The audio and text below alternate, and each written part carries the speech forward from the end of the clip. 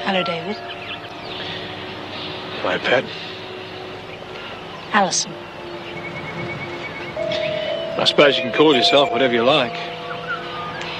You knew the second we met.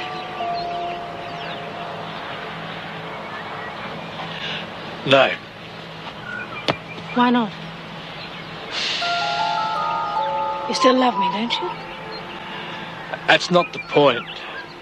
There's Sarah. There's only Sarah because you thought she was me. You can't let her come between us. She's my responsibility. For how long? Your whole life?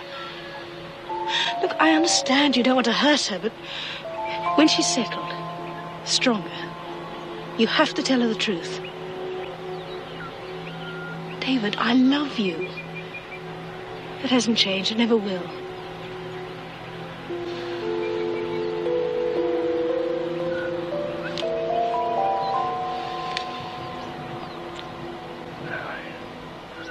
I can't. Don't want to hurt Sarah. What'll Gordon and Barbara say? A lot, probably, so we won't tell them for the time being. Would you mind if it wasn't a big wedding? Don't know anyone I could ask anyway. Then let's get it done quickly and quietly. I've got a mate in the registry office. Shouldn't take more than a few days to organise the paperwork. Once we're married, you can collect the inheritance. We can do something to help Barbara and Dad. Oops. Sorry to take so long with the tea. I won't be a few minutes. Don't worry about it. Fiona's had some bad news. I think we should go. What's happened? Kelly's mother didn't make it, I'm afraid. Poor kid. Yeah, okay, we'll be out in a minute. Righto.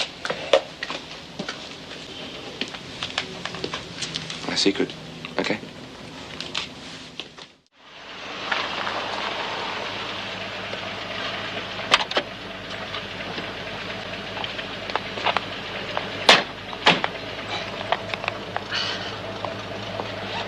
Back to square one. So much for my hopes of finding the goods on Alison.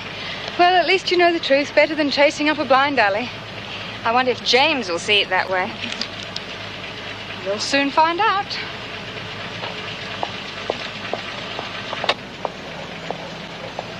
I've been trying to ring you. I wanted to say sorry if the meeting got a bit heated yesterday.